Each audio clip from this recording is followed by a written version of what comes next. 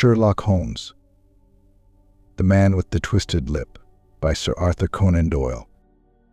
Asa Whitney, brother of the late Elias Whitney, D.D. principal of the Theological College of St. George's, was much addicted to opium. The habit grew upon him, as I understand, from some foolish freak when he was at college, for having read De Quincey's description of his dreams and sensations. He had drenched his tobacco with laudanum in an attempt to produce the same effects. He found, as so many more have done, that the practice is easier to attain than to get rid of. And for many years he continued to be a slave to the drug, an object of mingled horror and pity to his friends and relatives. I can see him now, with yellow, pasty face, drooping lids, and pinpoint pupils, all huddled in a chair, the wreck and ruin of a noble man. One night, it was in June, '89, there came a ring to my bell, about the hour when a man gives his first yawn and glances at the clock. I sat up in my chair, and my wife laid her needlework down in her lap and made a little face of disappointment. "A patient," said she. "You'll have to go out." I groaned, for I was newly come back from a weary day. We heard the door open, a few hurried words, and then quick steps upon the linoleum. Our own door flew open, and a lady, clad in some dark-colored stuff, with a black veil, entered the room. "You will excuse my calling so late," she began, and then, suddenly losing her self-control, she ran forward, threw her arms about my wife's neck, and sobbed upon her shoulder. "Oh, I'm in such trouble," she cried. "I do so want a little help." "Why," said my wife, pulling up her veil, "it is Kate Whitney." "How you startled me, Kate. I had not an idea who you were when you came in. I didn't know what to do, so I came straight to you. That was always the way. Folk who were in grief came to my wife like birds to a lighthouse. It was very sweet of you to come. Now, you must have some wine and water and sit here comfortably and tell us all about it. Or should you rather that I sent James off to bed?" "Oh, no. I want the doctor's advice and help too. It's about Isa. He has not been home for 2 days. I am so frightened about him." It was not the first time that she had spoken to us of her husband's trouble, to me as a doctor, to my wife as an old friend and school companion. We soothed and comforted her by such words as we could find. Did she know where her husband was? Was it possible that we could bring him back to her? It seems that it was. She had the surest information that of late he had, when the fit was on him, made use of an opium den in the farthest east of the city. Hitherto his orgies had always been confined to one day, and he had come back, twitching and shattered, in the evening. But now the spell had been upon him 48 hours, and he lay there, doubtless among the dregs of the docks, breathing in the poison or sleeping off the effects. There he was to be found, she was sure of it, at the Bar of Gold in Upper Swanham Lane. But what was she to do? How could she, a young and timid woman, make her way into such a place and pluck her husband out from among the ruffians who surrounded him? There was the case, and of course there was but one way out of it. Might I not escort her to this place? And then, as a second thought, why should she come at all? I was Isa Whitney's medical advisor, and as such I had influence over him. I could manage it better if I were alone. I promised her on my word that I would send him home in a cab within 2 hours, if he were indeed at the address which she had given me. And so in 10 minutes I had left my armchair and cheery sitting room behind me, and was speeding eastward in a hansom on a strange errand, as it seemed to me at the time, though the future only could show how strange it was to be. But there was no great difficulty in the first stage of my adventure. Upper Swanham Lane is a vile alley lurking behind the high wharves which line the north side of the river to the east of London Bridge. Between a slop shop and a gin shop, approached by a steep flight of steps leading down to a black gap like the mouth of a cave. I found the din of which I was in search. Ordering my cab to wait, I passed down the steps, worn hollow in the center by the ceaseless tread of drunken feet, and by the light of a flickering oil lamp above the door. I found the latch and made my way into a long, low room, thick and heavy with the brown opium smoke, and terraced with wooden berths, like the forecastle of an emigrant ship. Through the gloom one could dimly catch a glimpse of bodies lying in strange, fantastic poses, bowed shoulders, bent knees, heads thrown back, and chins pointing upward, with here and there a dark, lackluster eye turned upon the newcomer.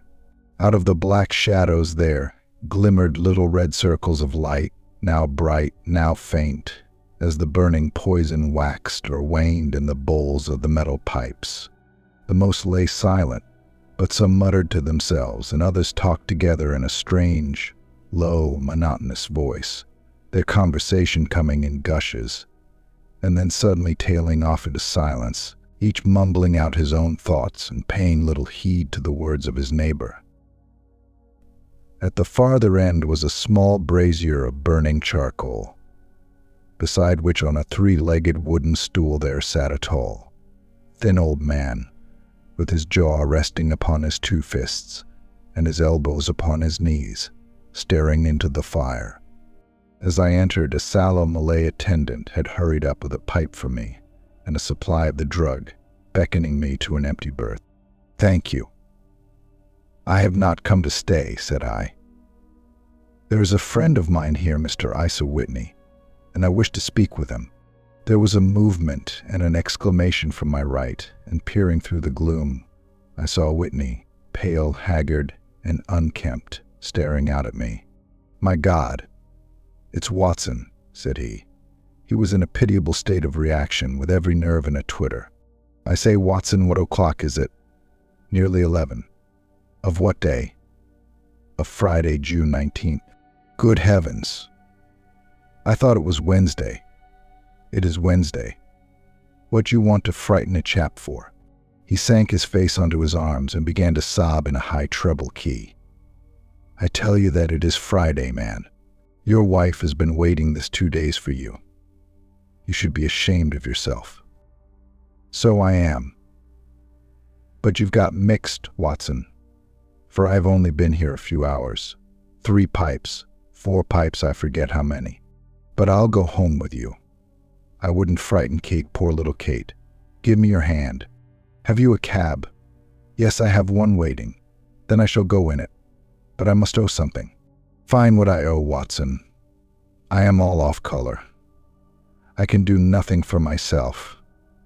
I walked down the narrow passage between the double row of sleepers, holding my breath deep out the vial, stupefying fumes of the drug, and looking about for the manager.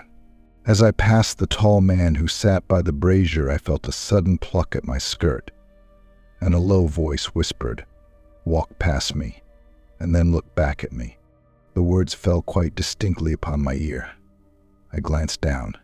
They could only have come from the old man at my side, and yet he sat now as absorbed as ever, very thin, very wrinkled, bent with age, an opium pipe dangling down from between his knees, as though it had dropped in sheer lassitude from his fingers. I took 2 steps forward and looked back. It took all my self-control to prevent me from breaking out into a cry of astonishment. He had turned his back so that none could see him but I. His form had filled out, his wrinkles were gone, the dull eyes had regained their fire, and there, sitting by the fire and grinning at my surprise, was none other than Sherlock Holmes. He made a slight motion to me to approach him, and instantly, as he turned his face half around to the company once more, subsided into a doddering, loose-lipped senility. "Holmes," I whispered, "what on earth are you doing in this den?" "As low as you can," he answered. "I have excellent ears. If you would have the great kindness to get rid of that sottish friend of yours, I should be exceedingly glad to have a little talk with you. I have a cab outside. Then pray send him home in it. You may safely trust him, for he appears to be too limp to get into any mischief. I should recommend you also to send a note by the cabman to your wife to say that you have thrown in your lot with me. If you will wait outside, I shall be with you in 5 minutes." It was difficult to refuse any of Sherlock Holmes' requests, for they were always so exceedingly definite and put forward with such a quiet air of mastery.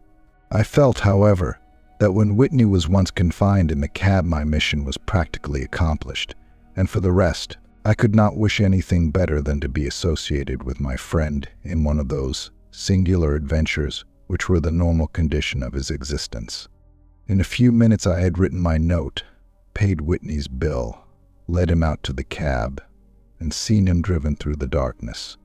In a very short time a decrepit figure had emerged from the opium den, and I was walking down the street with Sherlock Holmes.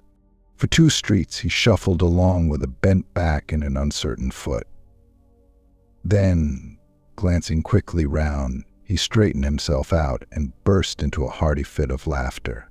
"I suppose, Watson," said he, "that you imagine that I have added opium smoking to cocaine injections, and all the other little weaknesses on which you have favored me with your medical views.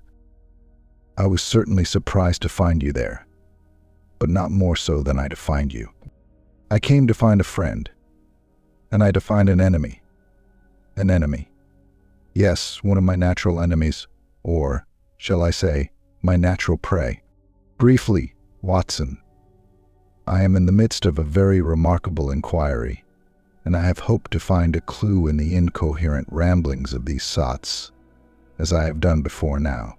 Had I been recognized in that din, my life would not have been worth an hour's purchase, for I have used it before now for my own purposes, and the rascally lascar who runs it has sworn to have vengeance upon me.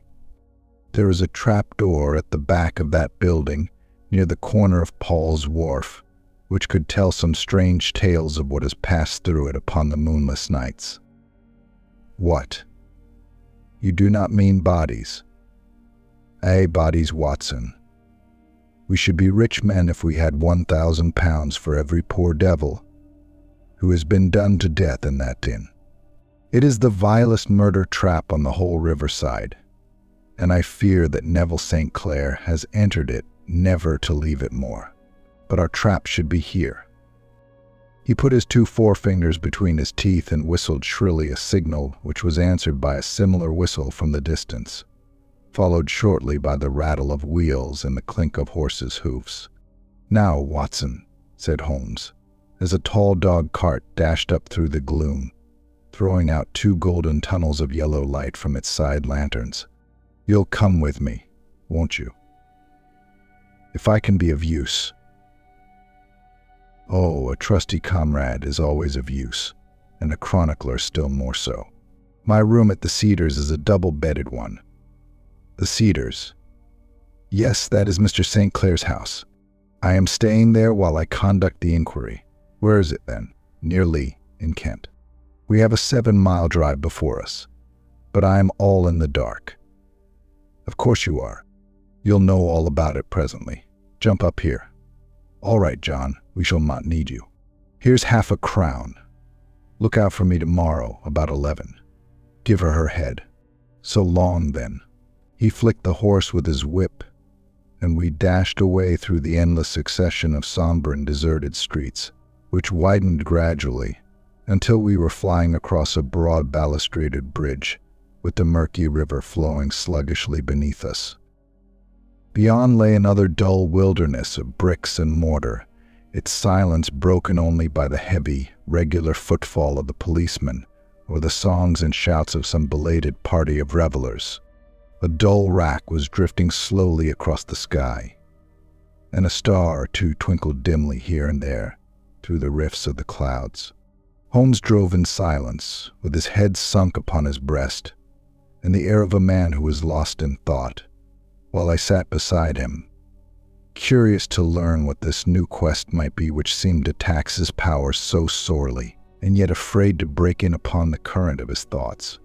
We had driven several miles, and were beginning to get to the fringe of the belt of suburban villas, when he shook himself shrugged his shoulders, and lit up his pipe with the air of a man who has satisfied himself that he is acting for the best. "You have a grand gift of silence, Watson," said he. "It makes you quite invaluable as a companion.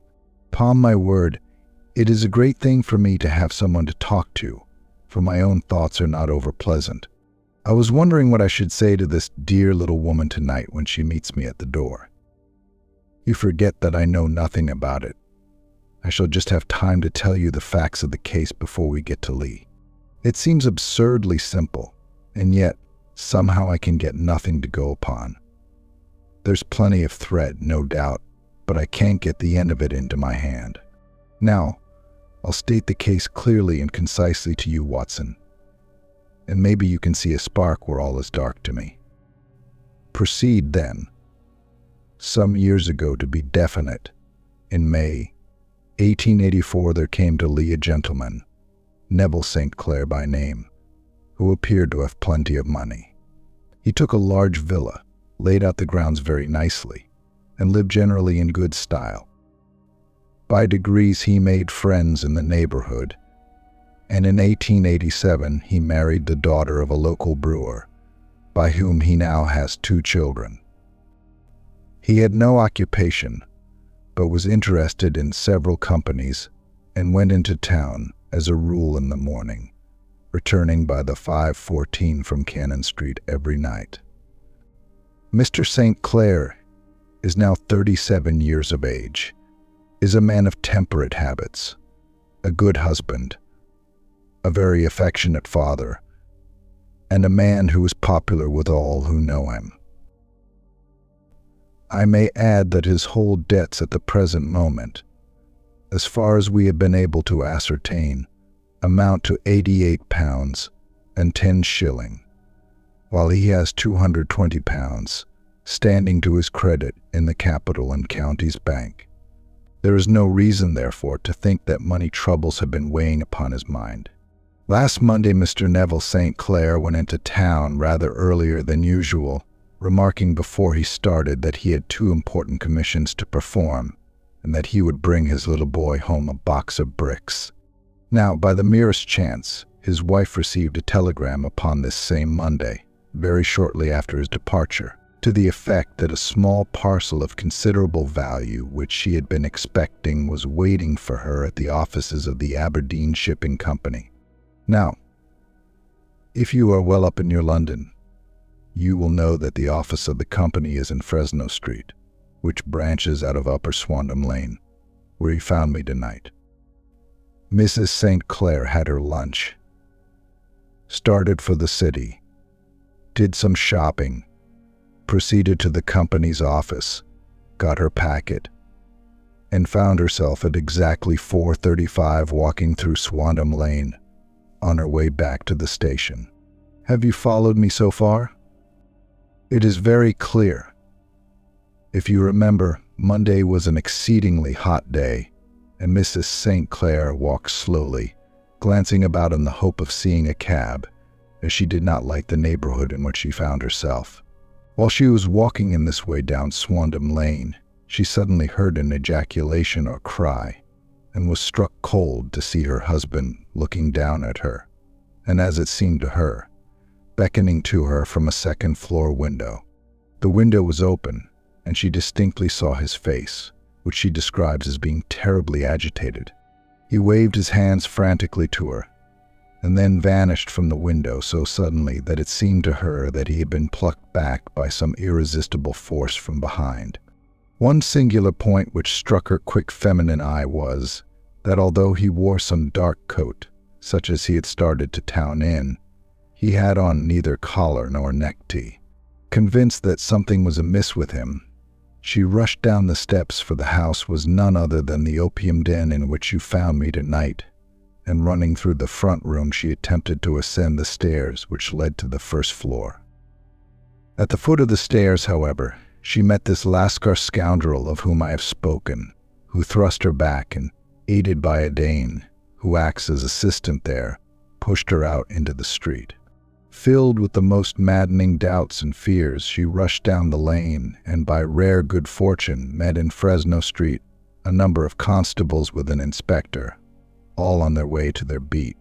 The inspector and 2 men accompanied her back, and in spite of the continued resistance of the proprietor, they made their way to the room in which Mr. St. Clair had last been seen. There was no sign of him there. In fact, in the whole of that floor, there was no one to be found save a crippled wretch of hideous aspect, who, it seems, made his home there. Both he and the Lascar stoutly swore that no one else had been in the front room during the afternoon. So determined was their denial that the inspector was staggered, and had almost come to believe that Mrs. St. Clair had been deluded when, with a cry, she sprang at a small deal box which lay upon the table and tore the lid from it. Out there fell a cascade of children's bricks. It was the toy which he had promised to bring home. This discovery, and the evident confusion which the cripple showed, made the inspector realize that the matter was serious. The rooms were carefully examined, and results all pointed to an abominable crime. The front room was plainly furnished as a sitting room and led into a small bedroom, which looked out upon the back of one of the wharves. Between the wharf and the bedroom window is a narrow strip, which is dry at low tide, but is covered at high tide with at least 4.5 feet of water. The bedroom window was a broad one and open from below. On examination, traces of blood were to be seen upon the windowsill, and several scattered drops were visible upon the wooden floor of the bedroom. Thrust away behind a curtain in the front room were all the clothes of Mr. Neville St. Clair, with the exception of his coat. His boots, his socks, his hat, and his watch all were there. There were no signs of violence upon any of these garments, and there were no other traces of Mr. Neville St. Clair.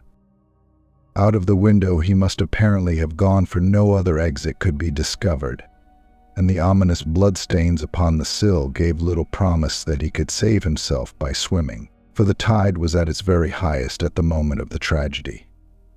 And now as to the villains who seemed to be immediately implicated in the matter. The Lascar was known to be a man of the vilest antecedents, but as by Mrs. St. Clair's story, he was known to have been at the foot of the stair within a very few seconds of her husband's appearance at the window. He could hardly have been more than an accessory to the crime. His defense was one of absolute ignorance, and he protested that he had no knowledge as to the doings of Hugh Boone, his lodger, and that he could not account in any way for the presence of the missing gentleman's clothes. So much for the Lascar manager. Now for the sinister cripple who lives upon the 2nd floor of the opium den, and who was certainly the last human being whose eyes rested upon Neville St. Clair. His name is Hugh Boone, and his hideous face is one which is familiar to every man who goes much to the city.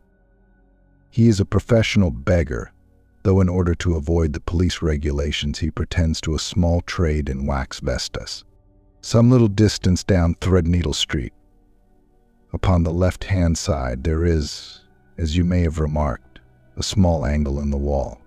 Here it is that this creature takes his daily seat, cross-legged with his tiny stock of matches on his lap, and as he is a piteous spectacle, a small rain of charity descends into the greasy leather cap which lies upon the pavement beside him.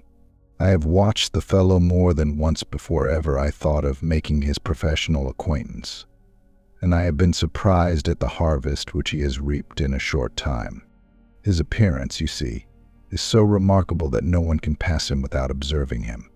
A shock of orange hair, a pale face disfigured by a horrible scar, which by its contraction has turned up the outer edge of his upper lip, a bulldog chin, and a pair of very penetrating dark eyes, which present a singular contrast to the color of his hair, all mark him out from amid the common crowd of mendicants, and so, too, does his wit, for he is ever ready with a reply to any piece of chaff which may be thrown at him by the passers-by.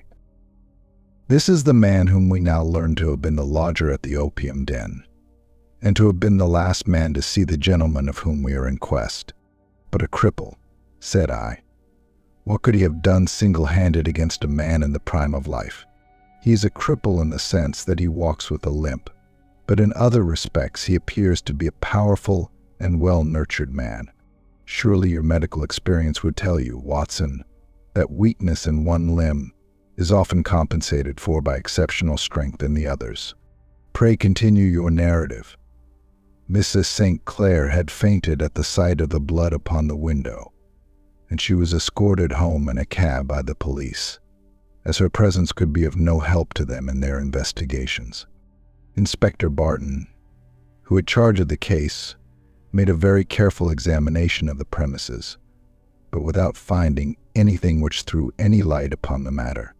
One mistake had been made in not arresting Boone instantly, as he was allowed some few minutes during which he might have communicated with his friend the Lascar.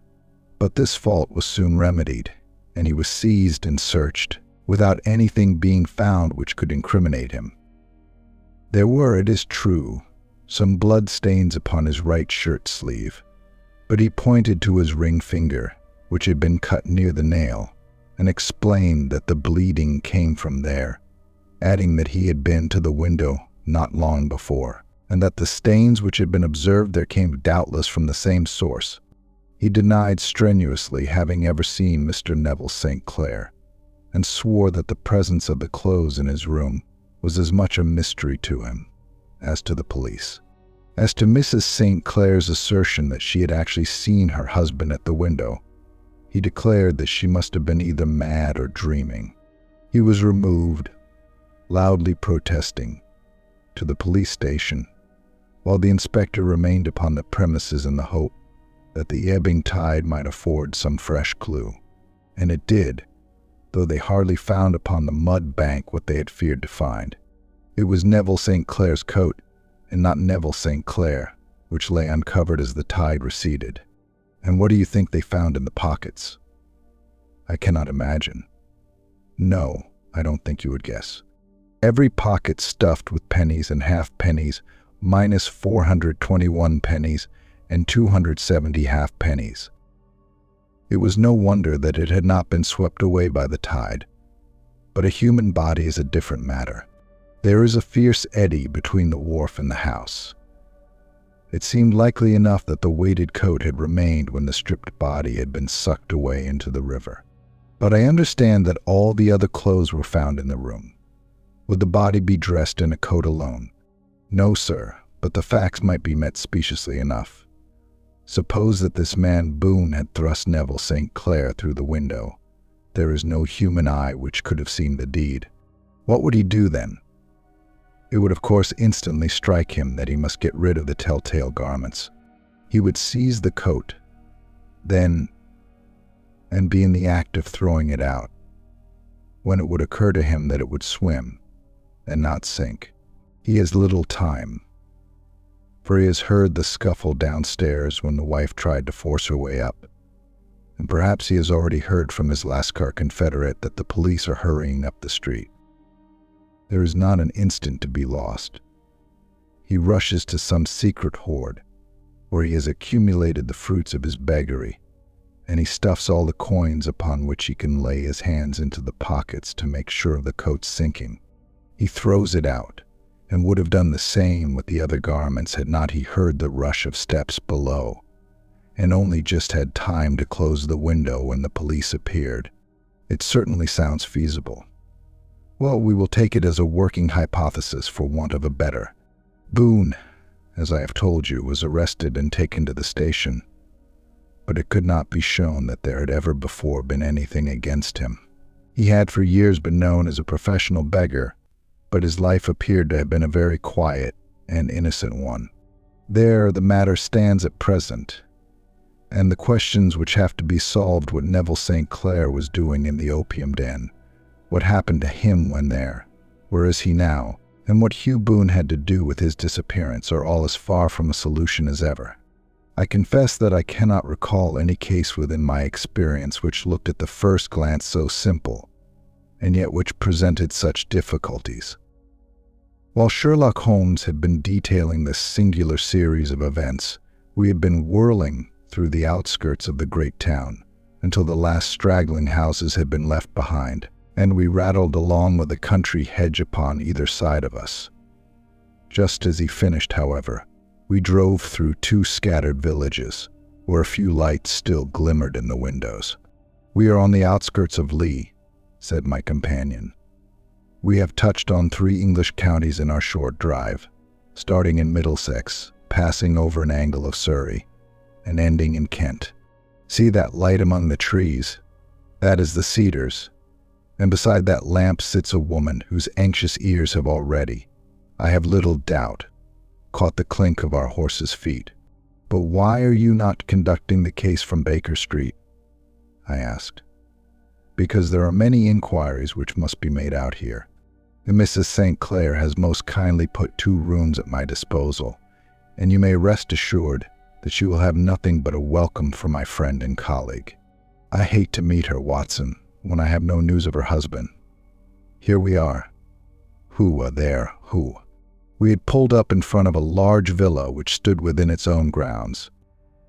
A stable boy had run out to the horse's head, and springing down, I followed Holmes up the small, winding gravel drive which led to the house.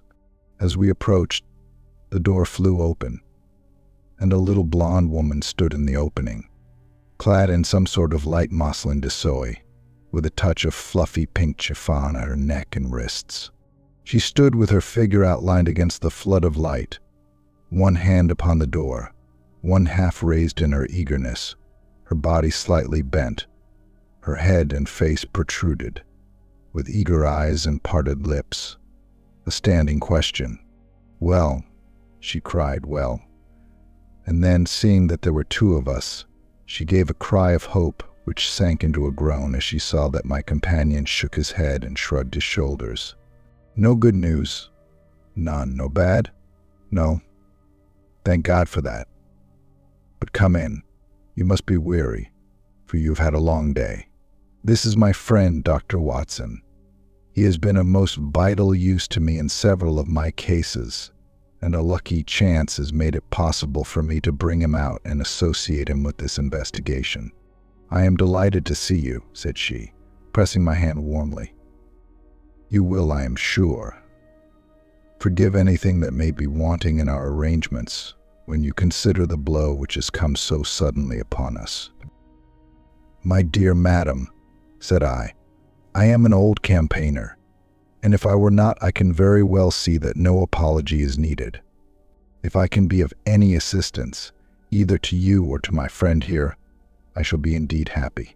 "Now, Mr. Sherlock Holmes," said the lady as we entered a well-lit dining room, upon the table of which a cold supper had been laid out, "I should very much like to ask you 1 or 2 plain questions, to which I beg that you will give a plain answer." "Certainly, madam. Do not trouble about my feelings. I am not hysterical, nor given to fainting. I simply wish to hear your real opinion." "Upon what point?" "In your heart of hearts, do you think that Neville is alive?" Sherlock Holmes seemed to be embarrassed by the question.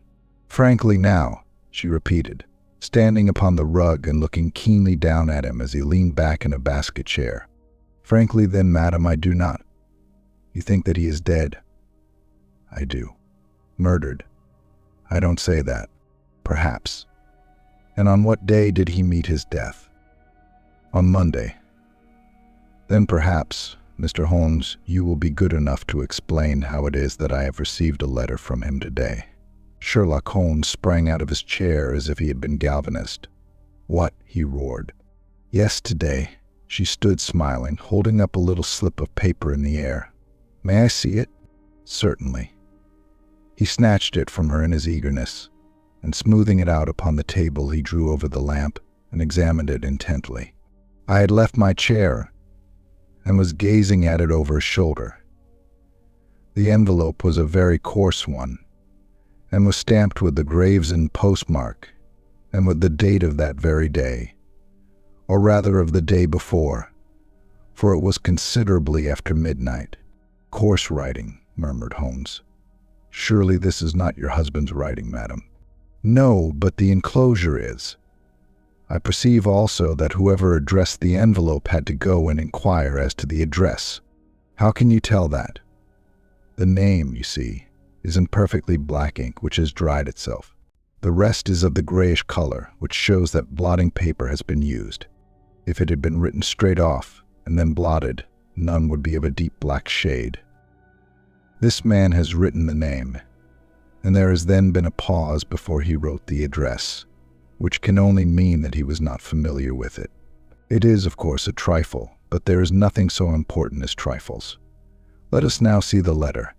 Ah, there has been an enclosure here. Yes, there was a ring, his signet ring, and you are sure that this is your husband's hand, one of his hands. His hand when he wrote hurriedly. It is very unlike his usual writing, and yet I know it well. Dearest, do not be frightened. All will come well. There is a huge error which it may take some little time to rectify. Wait in patience. Niville. Written in pencil upon the fly leaf of a book, octavo size, no watermark. Posted today in Gravesend by a man with a dirty thumb. And the flap has been gummed, if I am not very much in error, by a person who had been chewing tobacco. And you have no doubt that it is your husband's hand, madam? None. Neville wrote those words, and they were posted today at Gravesend. Well, Mrs. St. Clair, the clouds lighten, though I should not venture to say that the danger is over. But he must be alive, Mr. Holmes, unless this is a clever forgery to put us on the wrong scent. The ring, after all, proves nothing. It may have been taken from him. No, it is his very own writing. Very well. It may, however, have been written on Monday and only posted today. That is possible. If so, much may have happened between. Oh, you must not discourage me, Mr. Holmes. I know that all is well with him. There is so keen a sympathy between us that I should know if evil came upon him. On the very day that I saw him last, he cut himself in the bedroom, and yet I, in the dining room, rushed upstairs instantly with the utmost certainty that something had happened. Do you think that I would respond to such a trifle, and yet be ignorant of his death? I have seen too much not to know that the impression of a woman may be more valuable than the conclusion of an analytical reasoner. And in this letter you certainly have a very strong piece of evidence to corroborate your view. But if your husband is alive and able to write letters, why should he remain away from you? I cannot imagine. It is unthinkable. And on Monday he made no remarks before leaving you? No. And you were surprised to see him in Swandam Lane? Very much so. Was the window open? Yes. Then he might have called to you. He might. He only, as I understand, gave an inarticulate cry. Yes. A call for help, you thought? Yes. He waved his hands. But it might have been a cry of surprise. Astonishment at the unexpected sight of you might cause him to throw up his hands. It is possible. And you thought he was pulled back. He disappeared so suddenly. He might have leaped back. You did not see anyone else in the room. No, but this horrible man confessed to having been there, and the Lascar was at the foot of the stairs. Quite so. Your husband, as far as you could see, had his ordinary clothes on, but without his collar or tie. I distinctly saw his bare throat. Had he ever spoken of Swandam Lane? Never. Had he ever showed any signs of having taken opium? Never. Thank you, Mrs. St. Clair. Those are the principal points about which I wish to be absolutely clear. We shall now have a little supper and then retire, for we may have a very busy day tomorrow. A large and comfortable double-bedded room had been placed at our disposal, and I was quickly between the sheets, for I was weary after my night of adventure. Sherlock Holmes was a man, however, who, when he had an unsolved problem upon his mind, would go for days, and even for a week, without rest, turning it over, rearranging his facts, looking at it from every point of view until he had either fathomed it or convinced himself that his data were insufficient. It was soon evident to me that he was now preparing for an all-night sitting. He took off his coat and waistcoat, put on a large blue dressing gown, and then wandered about the room collecting pillows from his bed and cushions from the sofa and armchairs. With these he constructed a sort of Eastern divan, upon which he perched himself cross-legged, with an ounce of shag tobacco and a box of matches laid out in front of him. In the dim light of the lamp I saw him sitting there, an old briar pipe between his lips, his eyes fixed vacantly upon the corner of the ceiling, the blue smoke curling up from him, silent, motionless, with the light shining upon his strong set aquiline features. So he sat as I dropped off to sleep. And so he sat when a sudden ejaculation caused me to wake up, and I found the summer sun shining into the apartment. The pipe was still between his lips, the smoke still curled upward, and the room was full of a dense tobacco haze, but nothing remained of the heap of shag which I had seen upon the previous night. "Awake, Watson?" he asked. "Yes. Game for a morning drive." "Certainly." "Then dress. No one is stirring yet, but I know where the stable boy sleeps, and we shall soon have the trap out." He chuckled to himself as he spoke. His eyes twinkled, and he seemed a different man to the somber thinker of the previous night. As I dressed, I glanced at my watch. It was no wonder that no one was stirring. It was 25 minutes past 4. I had hardly finished when Holmes returned with the news that the boy was putting in the horse. "I want to test a little theory of mine," said he, pulling on his boots. "I think, Watson, that you are now standing in the presence of one of the most absolute fools in Europe. I deserve to be kicked from here to Charing Cross, but I think I have the key of the affair now." "And where is it?" I asked. "Smiling dot in the bathroom," he answered.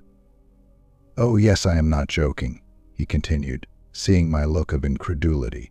"I have just been there, and I have taken it out, and I have got it in this Gladstone bag.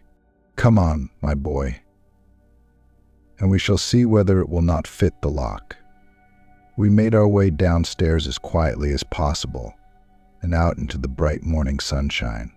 In the road stood our horse and trap, with the half-clad stable boy waiting at the head. We both sprang in, and away we dashed down the London road. A few country carts were stirring, bearing in vegetables to the metropolis, but the lines of villas on either side were as silent and lifeless as some city in a dream. "It has been in some points a singular case," said Holmes, flicking the horse on into a gallop. "I confess that I have been as blind as a mole, but it is better to learn wisdom late than never to learn it at all." In town, the earliest risers were just beginning to look sleepily from their windows as we drove through the streets of the Surrey side. Passing down the Waterloo Bridge Road, we crossed over the river, and dashing up Wellington Street, wheeled sharply to the right and found ourselves in Bow Street. Sherlock Holmes was well known to the force, and the two constables at the door saluted him. One of them held the horse's head while the other led us in. "Who is on duty?" asked Holmes. "Inspector Bradstreet, sir." "Ah, Bradstreet, how are you?" A tall, stout official had come down the stone-flagged passage in a peaked cap and frogged jacket. "I wish to have a quiet word with you, Bradstreet." "Certainly, Mr. Holmes. Step into my room here." It was a small, office-like room, with a huge ledger upon the table and a telephone projecting from the wall. The inspector sat down at his desk. "What can I do for you, Mr. Holmes?" "I called about that beggarman, Boone, the one who was charged with being concerned in the disappearance of Mr. Neville St. Clair, of Lee." "Yes. He was brought up and remanded for further inquiries." "So I heard. You have him here?" "In the cells." "Is he quiet?" "Oh, he gives no trouble. But he is a dirty scoundrel." "Dirty?" "Yes, it is all we can do to make him wash his hands, and his face is as black as a tinker's." "Well, when once his case has been settled, he will have a regular prison bath, and I think, if you saw him, you would agree with me that he needed it. I should like to see him very much. Would you?" "That is easily done. Come this way." "You can leave your bag." "No, I think that I'll take it." "Very good. Come this way, if you please." He led us down a passage, opened a barred door, passed down a winding stair, and brought us to a whitewashed corridor with a line of doors on each side. "The third on the right is his," said the inspector. "Here it is." He quietly shot back a panel in the upper part of the door and glanced through. "He is asleep," said he. "You can see him very well." We both put our eyes to the grating. The prisoner lay with his face towards us in a very deep sleep, breathing slowly and heavily. He was a middle-sized man, coarsely clad as became his calling, with a colored shirt protruding through the rent in his tattered coat. He was, as the inspector had said, extremely dirty, but the grime which covered his face could not conceal its repulsive ugliness. A broad wheal from an old scar ran right across it from eye to chin, and by its contraction had turned up one side of the upper lip, so that 3 teeth were exposed in a perpetual snarl. A shock of very bright red hair grew low over his eyes and forehead. "He's a beauty, isn't he?" said the inspector. "He certainly needs a wash," remarked Holmes. "I had an idea that he might, and I took the liberty of bringing the tools with me." He opened the Gladstone bag as he spoke, and took out, to my astonishment, a very large bath sponge. You are a funny one," chuckled the inspector. "Now, if you will have the great goodness to open that door very quietly, we will soon make him cut a much more respectable figure." "Well, I don't know why not," said the inspector. "He doesn't look a credit to the Bow Street cells, does he?" He slipped his key into the lock, and we all very quietly entered the cell. The sleeper half turned, and then settled down once more into a deep slumber. Holmes stooped to the water jug, moistened his sponge, and then rubbed it twice vigorously across and down the prisoner's face. "Let me introduce you," he shouted, "to Mr. Neville St. Clair of Lee, in the county of Kent." Never in my life have I seen such a sight. The man's face peeled off under the sponge like the bark from a tree. Gone was the coarse brown tint. Gone, too, was the horrid scar which had seamed it across, and the twisted lip which had given the repulsive sneer to the face. A twitch brought away the tangled red hair, and there, sitting up in his bed, was a pale, sad-faced, refined-looking man, black-haired and smooth-skinned, rubbing his eyes and staring about him with sleepy bewilderment. Then, suddenly realizing the exposure, he broke into a scream and threw himself down with his face to the pillow. "Great heavens!" cried the inspector. "It is, indeed, the missing man. I know him from the photograph." The prisoner turned with the reckless air of a man who abandons himself to his destiny. "Be it so," said he. "And pray what am I charged with?" "With making away with Mr. Neville St. Oh, come, you can't be charged with that, unless they make a case of attempted suicide of it," said the inspector with a grin. "Well, I have been 27 years in the force, but this really takes the cake. If I am Mr. Neville St. Clair, then it is obvious that no crime has been committed, and that, therefore, I am illegally detained." "No crime, but a very great error has been committed," said Holmes. "You would have done better to have trusted your wife." "It was not the wife, it was the children," groaned the prisoner. "God help me, I would not have them ashamed of their father. My God, what an exposure! What can I do?" Sherlock Holmes sat down beside him on the couch and patted him kindly on the shoulder. "If you leave it to a court of law to clear the matter up," said he, "of course you can hardly avoid publicity. On the other hand, if you convince the police authorities that there is no possible case against you, I do not know that there is any reason that the details should find their way into the papers. Inspector Bradstreet would, I am sure, make notes upon anything which you might tell us and submit it to the proper authorities. The case would then never go into court at all." "God bless you," cried the prisoner passionately. "I would have endured imprisonment, even execution, rather than have left my miserable secret as a family blot to my children. You are the first who have ever heard my story. My father was a schoolmaster in Chesterfield, where I received an excellent education. I traveled in my youth, took to the stage, and finally became a reporter on an evening paper in London. One day my editor wished to have a series of articles upon begging in the metropolis, and I volunteered to supply them. There was the point from which all my adventures started. It was only by trying begging as an amateur that I could get the facts upon which to base my articles.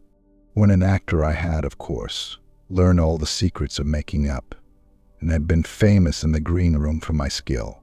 I took advantage now of my attainments. I painted my face, and to make myself as pitiable as possible, I made a good scar and fixed one side of my lip in a twist by the aid of a small slip of flesh-colored plaster. Then, with a red head of hair and an appropriate dress, I took my station in the business part of the city, ostensibly as a match seller, but really as a beggar. For 7 hours I plied my trade, and when I returned home in the evening I found to my surprise that I had received no less than 26s. 4D. I wrote my articles and thought little more of the matter until, some time later, I backed a bill for a friend and had a writ served upon me for £25. I was at my wit's end where to get the money, but a sudden idea came to me. I begged a fortnight's grace from the creditor, asked for a holiday from my employers, and spent the time in begging in the city under my disguise. In 10 days I had the money and had paid the debt. Well, you can imagine how hard it was to settle down to arduous work at £2 a week when I knew that I could earn as much in a day by smearing my face with a little paint, laying my cap on the ground, and sitting still. It was a long fight between my pride and the money, but the dollars won at last, and I threw up reporting and sat day after day in the corner which I had first chosen, inspiring pity by my ghastly face and filling my pockets with coppers. Only one man knew my secret. He was the keeper of a low den in which I used to lodge in Swanna Lane, where I could every morning emerge as a squalid beggar, in the evenings transform myself into a well-dressed man about town. This fellow, a Lascar, was well paid by me for his rooms, so that I knew that my secret was safe in his possession. Well, very soon I found that I was saving considerable sums of money. I do not mean that any beggar in the streets of London could earn £700 a year, which is less than my average takings. But I had exceptional advantages in my power of making up, and also in a facility of repartee, which improved by practice and made me quite a recognized character in the city. All day a stream of pennies, varied by silver, poured in upon me, and it was a very bad day in which I failed to take £2. As I grew richer, I grew more ambitious, took a house in the country, and eventually married, without anyone having a suspicion as to my real occupation. My dear wife knew that I had business in the city. She little knew what. Last Monday I had finished for the day and was dressing in my room above the opium den when I looked out of my window and saw, to my horror and astonishment, that my wife was standing in the street, with her eyes fixed full upon me. I gave a cry of surprise, threw up my arms to cover my face, and, rushing to my confidant, the Lascar, entreated him to prevent anyone from coming up to me. I heard her voice downstairs, but I knew that she could not ascend. Swiftly I threw off my clothes, pulled on those of a beggar, and put on my pigments and wig. Even a wife's eyes could not pierce so complete a disguise. But then it occurred to me that there might be a search in the room, and that the clothes might betray me. I threw open the window, reopening by my violence a small cut which I had inflicted upon myself in the bedroom that morning. Then I seized my coat, which was weighted by the coppers which I had just transferred to it from the leather bag in which I carried my takings. I hurled it out of the window, and it disappeared into the Thames. The other clothes would have followed, but at that moment there was a rush of constables up the stair, and a few minutes after I found, rather, I confess, to my relief, that instead of being identified as Mr. Neville St. Clair, I was arrested as his murderer. I do not know that there is anything else for me to explain. I was determined to preserve my disguise as long as possible, and hence my preference for a dirty face. Knowing that my wife would be terribly anxious, I slipped off my ring and confided it to the Lascar at a moment when no constable was watching me, together with a hurried scrawl, telling her that she had no cause to fear. "That note only reached her yesterday," said Holmes. "Good God, what a week she must have spent." "The police have watched this Lascar," said Inspector Bradstreet, "and I can quite understand that he might find it difficult to post a letter unobserved. Probably he handed it to some sailor customer of his, who forgot all about it for some days." "That was it," said Holmes, nodding approvingly. "I have no doubt of it. But have you never been prosecuted for begging?" "Many times, but what was a fine to me?" "It must stop here, however," said Bradstreet. "If the police are to hush this thing up, there must be no more of Hugh Boone. I have sworn it by the most solemn oaths which a man can take. In that case, I think that it is probable that no further steps may be taken, but if you are found again, then all must come out. I am sure, Mr. Holmes, that we are very much indebted to you for having cleared the matter up. I wish I knew how you reach your results." "I reached this one," said my friend, "by sitting upon 5 pillows and consuming an ounce of shag. I think, Watson, that if we drive to Baker Street, we shall just be in time for breakfast." I hope you liked the story and are interested in more stories here on our channel. If you liked it, please subscribe to our channel and click on the bell so you don't miss any new stories in the future. We would, of course, be very happy if you like it.